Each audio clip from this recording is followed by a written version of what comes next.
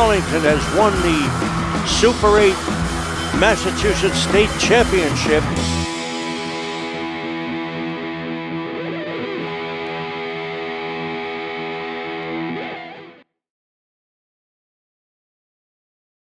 Welcome to What's Next, where each week we take a look back and forward at Arlington High student athletes and what they have coming next. We're very fortunate to have with us our first guest ever on What's Next, Ellie Demaree, who has a list of accomplishments so long, I'm gonna have to read them. 2 years soccer, 4 years varsity softball, 2-year captain, 4-year starter, 4 years of varsity basketball, president, American Red Cross Club, MIAA student ambassador, and of course a camp coach. We are very fortunate to have you, and thank you. Welcome to the set of What's Next. Thank you for having me. Awesome. So why don't we go back all the way to the beginning, and why don't you tell us what it was like growing up in Arlington? Growing up in Arlington was a really positive experience. I've been here my whole life with my parents and my younger sister. I went to Brackett Elementary School. It's where, you know, you first play baseball and soccer on the fields, and you really get to know everyone. And my first experiences in sports were right as I, started growing up, and at 4 and 5 years old, playing soccer at the Dallin or Thorndike. So I have really, really great memories and young memories of starting sports and playing with my friends, and that's really why I liked it. And sports are a big part of your family, would you say? Mom, Dad, are they big sports fans? Definitely. My family is totally very sports oriented. My parents were both athletes growing up and into college. My dad played rugby.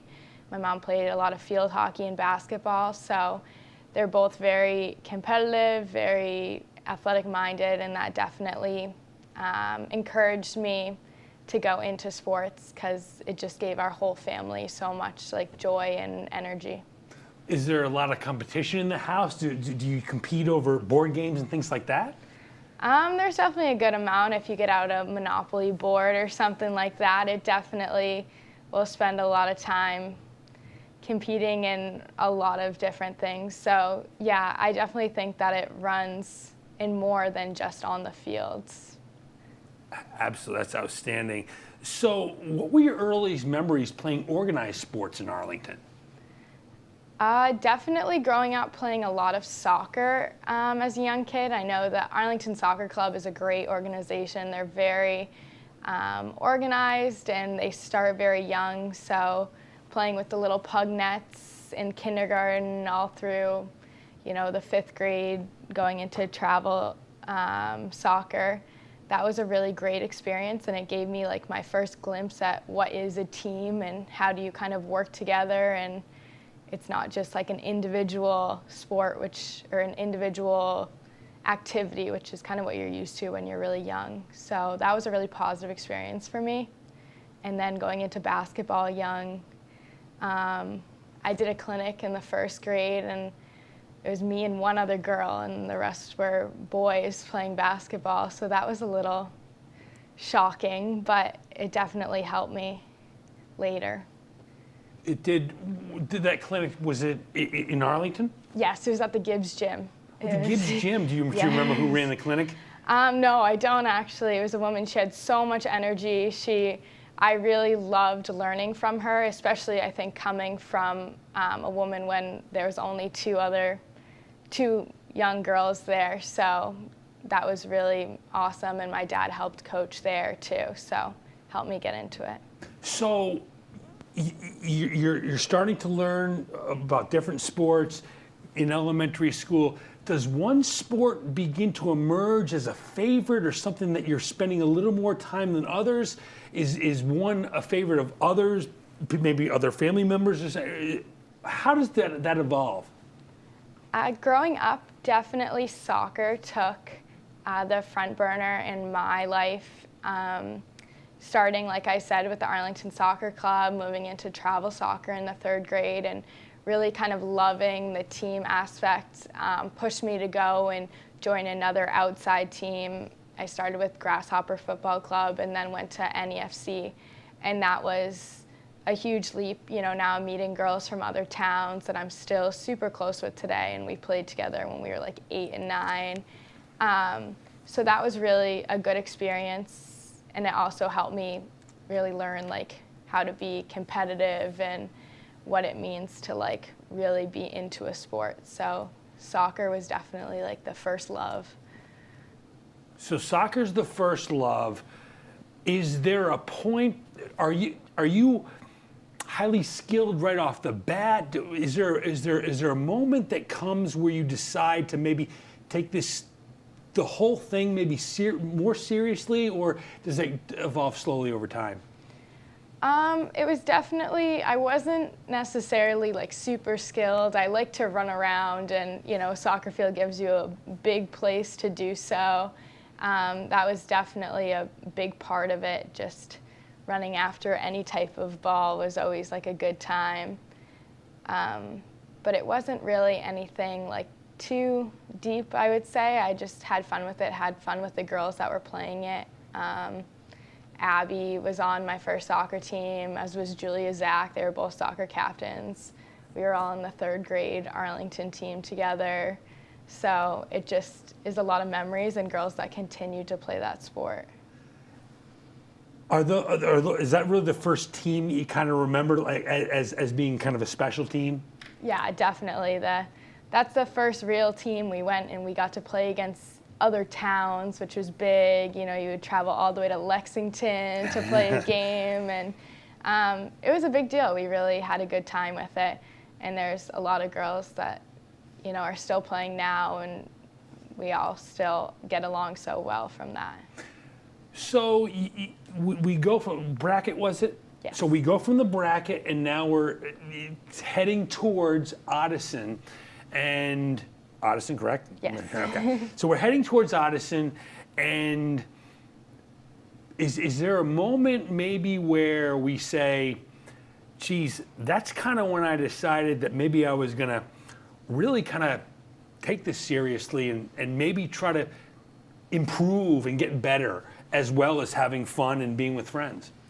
Yeah, that was definitely when we decided to also switch and go to an outside team. I really loved my Arlington team, but I just wanted to play more, and I wanted to get as many touches as I could on the ball. So joining a club team and playing, you know, also I would have, you know, 3 or 4 practices a week with the Arlington, and just getting different coaches, This is different soccer? technique. Yes, Okay. all soccer, yeah. So that's definitely like 6th grade, 5th grade was when I started doing that.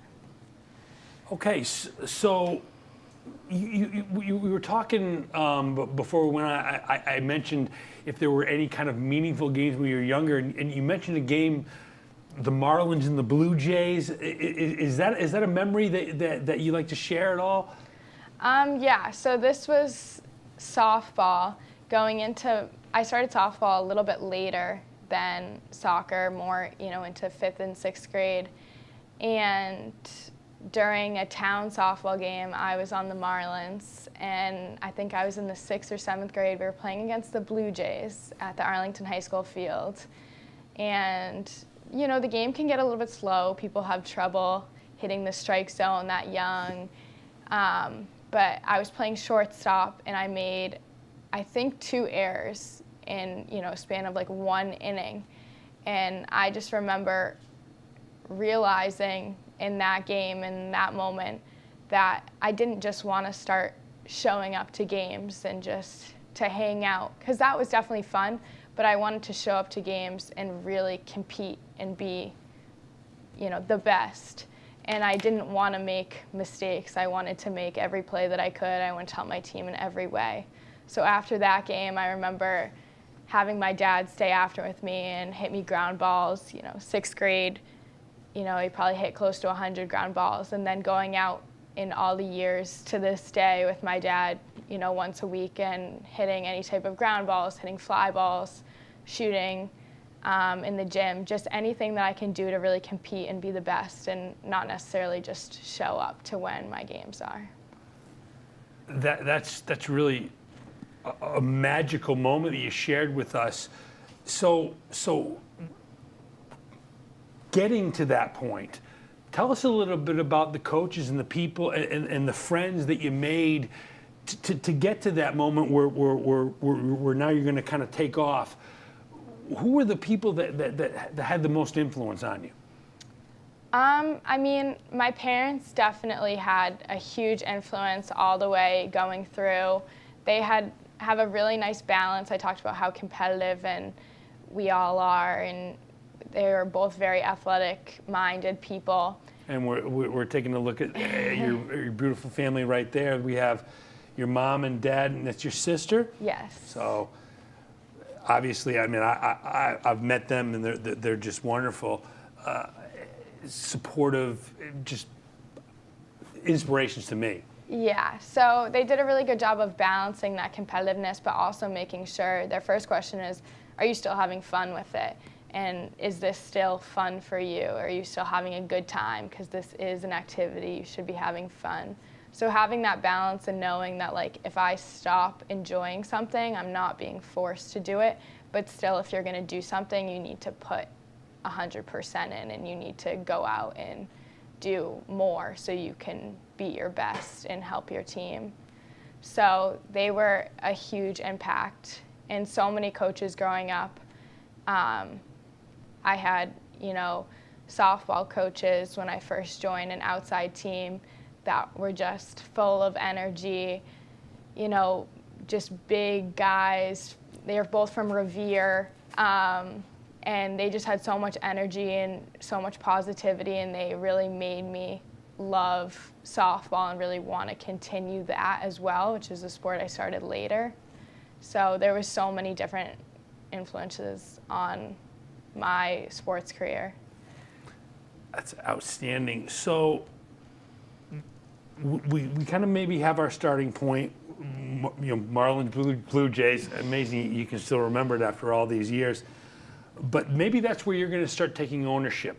Is there a moment that you look back where you can remember where you said, I'm comfortable enough in my skin, in my place in this sport, in any sport, where you said, maybe I can help others, i.e. a leadership role? Do you remember a point when that was, or did that just happen very slowly?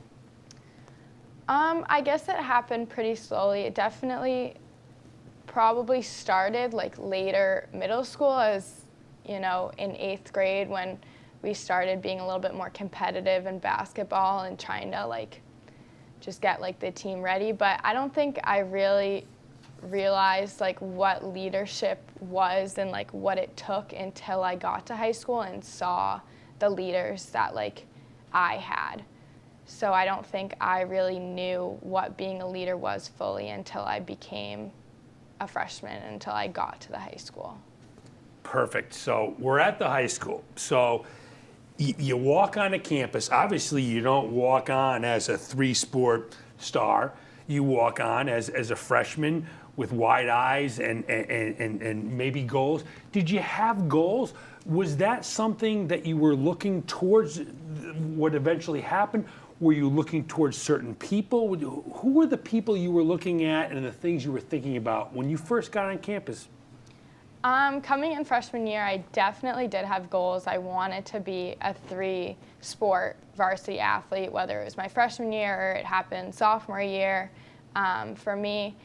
And I knew that coming in, I knew that I wanted to, really push myself to do that. And I definitely had some really strong leaders while trying to achieve that. One person that I've always looked up to, both academically and athletically, was Megan DeCourcy, was my basketball captain my freshman year. And she was just an amazing leader, always positive, very supportive, really great in the classroom. And along with that, I remember soccer captains, Maura Doherty and Kendra Griezmann. They were both amazing athletes and also academically very, very good. And Grace Carter was a soccer captain that really like pushed me both in basketball and soccer to like be the best player I could be. That's phenomenal. So you have these goals, you have these leaders that you're looking up to, and the more I listen to and try to learn from great athletes and great leaders, is I keep hearing over and over again, goals. When I ask them, did you have goals? The answer is almost always yes. Where did you learn to set goals, and how did you know to set goals to have tangible things to reach for? I guess that I kind of learned that from my parents, is kind of like setting goals of where you want to be and what are the reasons why you're going to work hard and what are you working towards. I've always been someone who works better when I'm working towards a goal and I know that there's like an end point I'm trying to reach, and I'm not just sweating and like wheezing from running for no reason. Like I'm actually working towards something and I'm working towards it for the benefit of other people, you know, as in my teammates. So that's always helped me. Can you remember some of your early goals? Do you have long-term goals and short-term goals, or does it just kind of what you think is going to be most beneficial to you and those around you? Do you write them down? No, they're more just come to me, I guess, as I work towards something, and they very much can change over time. And as I work towards something, the goal, you know, might change a little bit here or there. I think in general, my goals tend to stay the same, but they're a little bit more relaxed. I don't write them down or anything like that. Whatever works for you, and again, it's something I hear over and over again, goals. So is there a goal that you had that was very, very difficult to achieve at Arlington High, but that you eventually did achieve? I guess I would say the goal would be probably to be a leader. I guess coming into the high school after seeing those role models, I really did want to step into that role later in my high school career, and I really did want to help younger players and younger students that came in below me. And it was a really difficult role to come into. I really enjoyed the role, but it's hard. You don't want to give anyone bad advice. When people come to you, you're happy that they're coming to you, but you want to point them in the right direction and you want what's best for them. So sometimes it's hard when you feel like you have other people like relying on what you say or what you do. It's not just like myself. No, it isn't, and that's a very serious responsibility to take on, and one that takes courage and determination, and you've certainly shown that over your career. Was being a leader something that was encouraged at home from mom and dad? Definitely. Being a leader is definitely encouraged back at home. They want me to, you know, use the experiences I have and be able to help others. And they know, you know, just as well as anyone else that a good team needs good leadership. So it needs to come from someone. So why not me? Why not? And you've shown what someone can do if they're determined to help people and do good. So let's turn our attention a little bit to the specific teams. So let's go fall, winter, spring. And so fall is soccer.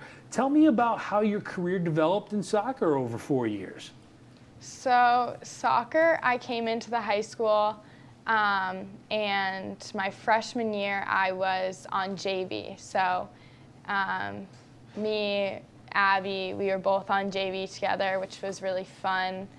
And that was a really great experience. I loved that I got to play soccer at the high school. You start practices before the school year starts, so I got to know my team, a bunch of upperclassmen before I had to go into, scary Arlington High School, so I already had that group of friends. And it was a really, really good experience to start with freshman year. It, helped me build some confidence, make a lot of new friends that I never would have met. Sophomore year, I moved up to varsity, which was also a really, really cool experience with how intense the soccer team is and how good it has been. The history of the soccer team is, the practices are hard. The games, are a lot of work, but it really helped me push myself, mentally and physically in all aspects. So after that, I decided to stop to focus on softball and basketball, but it was never because I didn't enjoy the team or enjoy the girls, because it was a blast. Well, you mentioned Abby, and for those that don't know, we're talking about Abby Ewan. Abby Ewan, who we mostly know from at ACMi through the basketball team. But tell us about your relationship when you met. I think you said it was all the way back in elementary school, in 4th or 5th grade. Yeah. So tell me a little bit about, we can't really go on much further. We've already mentioned her a couple of times. Tell me a little bit about that relationship.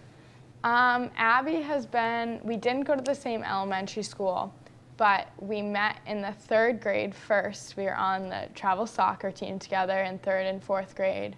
And then we were on the travel basketball team as well, with my dad as the head coach and her mom as the assistant coach. She has a younger sister who's the same age as my younger sister, so our families bonded very well. And then up until that point, we played soccer, basketball, and softball together on the same teams all throughout high school.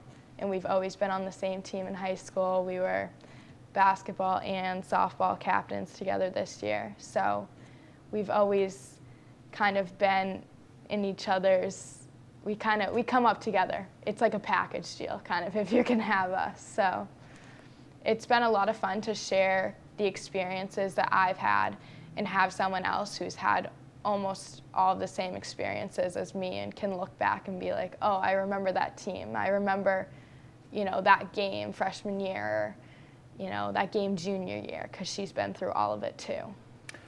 Well, I know your father, like I said, I know Abby's mom, and I can only imagine what that team of the two of you on the court, and then your dad and her mom as coaches.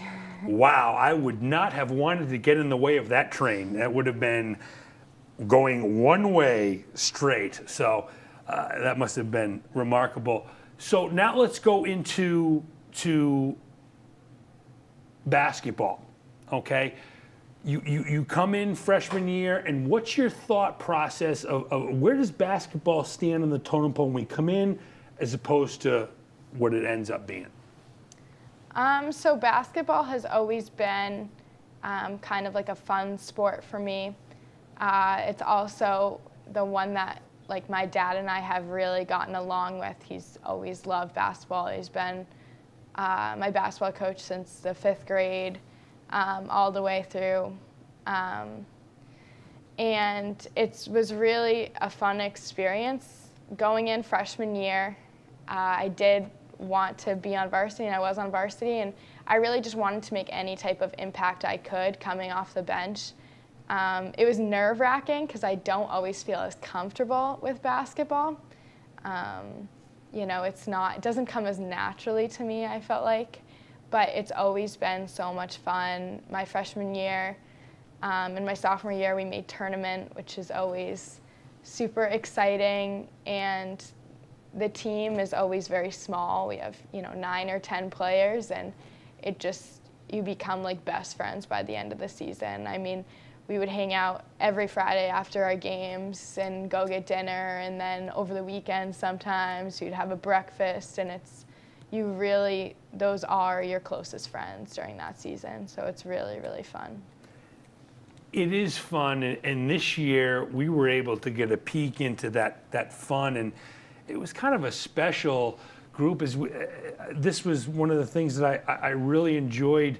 This kind of I thought this gesture before a game really was what you guys were all about. Tell us where this came from. I mean, they've just been doing it forever, that pregame, the crossed arms, holding hands. It's been there for as long as my dad and I have been going to games, since I was a little girl. And it really does. You're all so nervous, before a game, and it really does help you calm down to, be so close to your teammates. And we send a little pulse through it. So, something else to think about other than, how nervous you are or how excited you are for that moment. So I think it's really special. I hope they continue to do it for a really long time. And I think it's a really good way to start the game. It sure is. So this year, I can speak fluently a little bit about this year because I was just such a fan. And you put yourself in the position. Obviously, a goal was to make the state tournament, and you put yourself in a position to do that, and you had a game where you had it was basically a play-in game for all. I mean, if you won the game, you were going to move on, so that was a playoff game, which it's always bothered me, the semantics. Well, did we actually make the tournament? Well, if you played a game where if you won, you moved on, and you lost, you didn't. That's a tournament game. So, but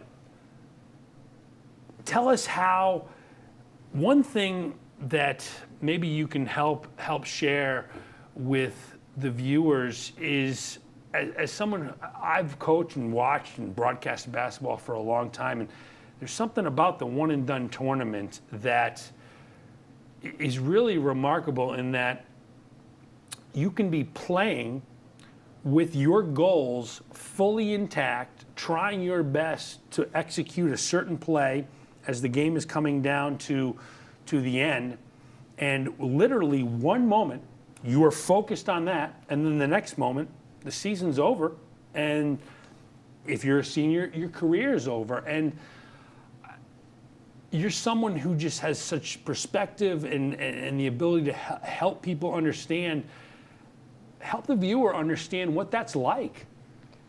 Yeah, a tournament is definitely, it's amazing to be in it, but it is also, you're very on edge the whole time, because especially as a senior, or even as an underclassman, knowing that your team won't be the same next year, it's going to be a whole new feeling. It's definitely, you're on edge, you don't want it to end, but it could be taken away from you so quickly in, a matter of, 32 minutes in basketball. It can just be gone, and you don't really know when that's going to happen. Like you said, we could have won that last game and then just kept going. And I could have played a few more basketball games in my life, but that didn't work out, and that was it. And it's just over. So as much as some people say making the tournament is a little bit, worse in the unexpected ending wise.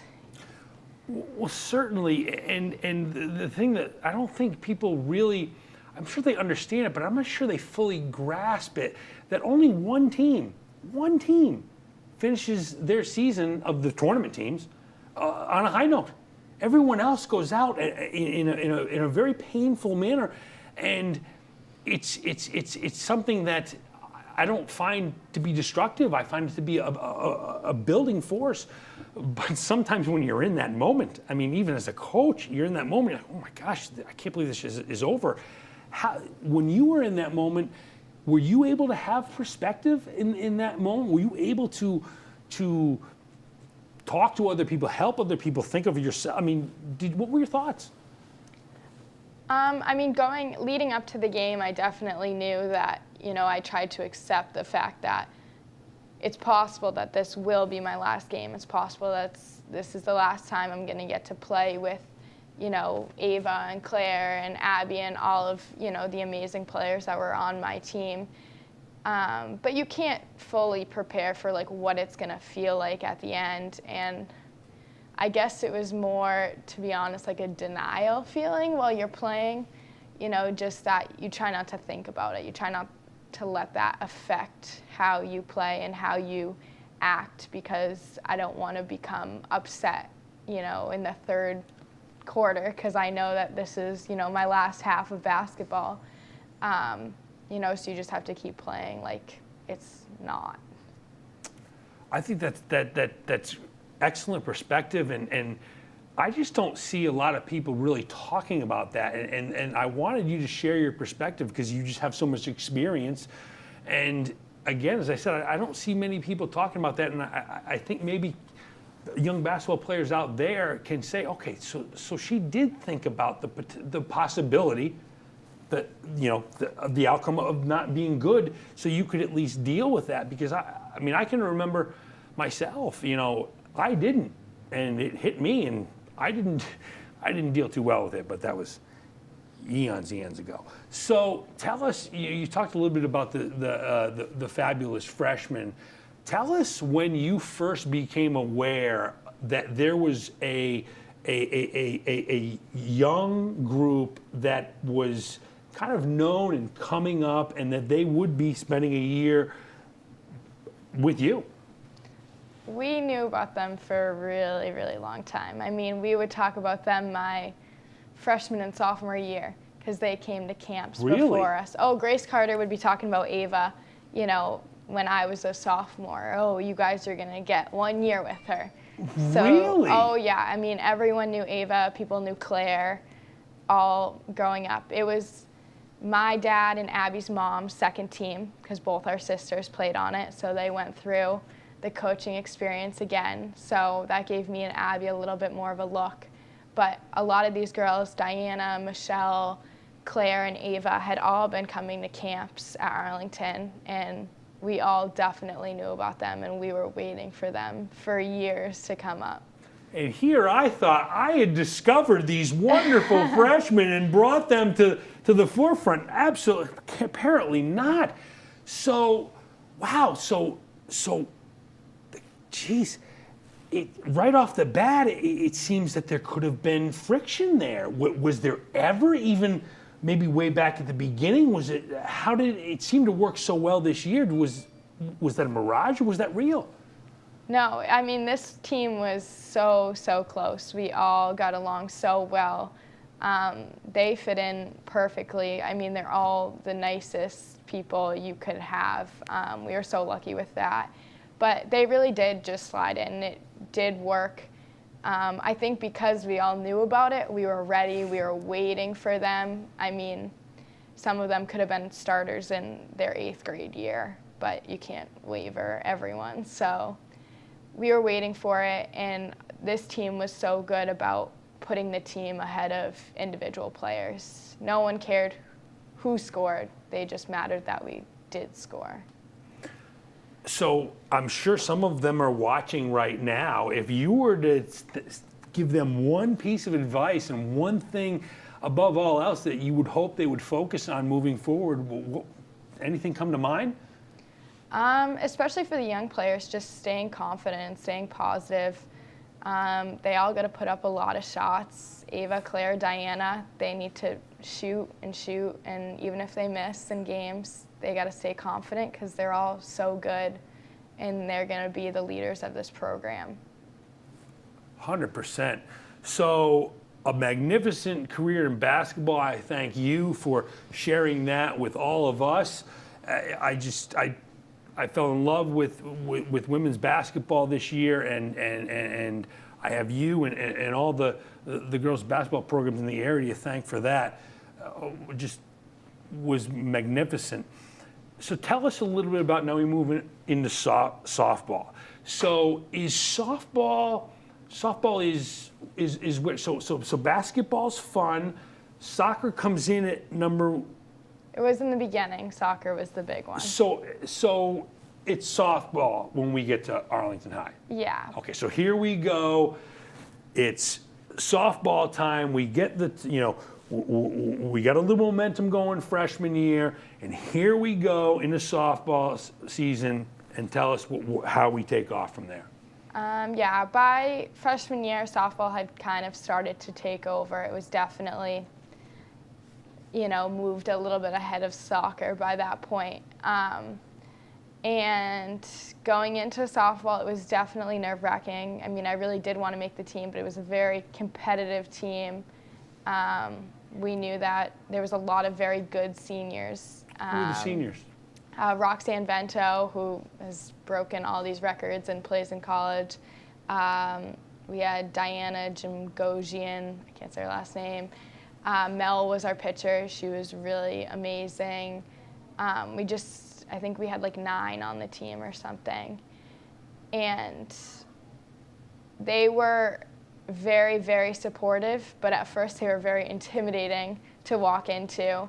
But it was such a positive experience. I stepped in and I played first base freshman year and continued to do it. And I had my coaches, Matt and Dan, 2 brothers, who just so much support, so much positivity. They really made softball fun. So I really enjoyed my experience, and it ended up being just, again, we were so successful, and that's where I, made some of my best friends. A lot of us made the team freshman year. Me, Holly Russell, Katie O'Brien, Abby was always there, and Allie Britt, all remain like great friends today, and we were all on that team freshman year. So we wrap up a wonderful high school career. The accolades go on and on. We're so aware and appreciative of your accomplishments and what you shared with the student body. But I think what everyone wants to know now is, so what's next? What challenges are you looking forward to? So what's next is I'm going to Hamilton College next year. It's in upstate New York. And I am going to be on their softball team.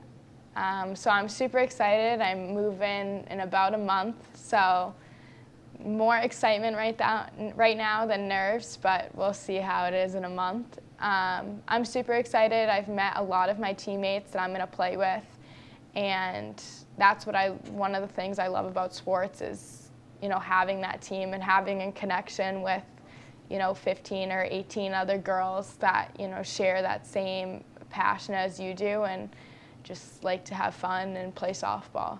So. When was the last time you played a game without Abby? Well, not ever in an Arlington uniform, but we play on different teams in the summer, which is kind of fun to play against her and play against Holly and all the people that I grew up playing with. So, but it'll be weird playing, for a school that Abby isn't going to be going to. Well, we know that you are going to bring your special brand of you that will make those around you better, happy, and Hamilton is just really lucky to get you. And I think if there's one thing that kind of, or a stat or something, in softball you started every game, didn't miss one, never missed a game all 4 years, and more than anything else, I think something like that kind of gets to the core of who you are. You're going to be there every day, you're going to be trying your best, and you're going to be there for your teammates and your coaches. And I wish you all the best. I know Arlington wishes you all the best. And we just couldn't be more happy that you joined us here on the first episode of What's Next. Thank you so much. Thank you.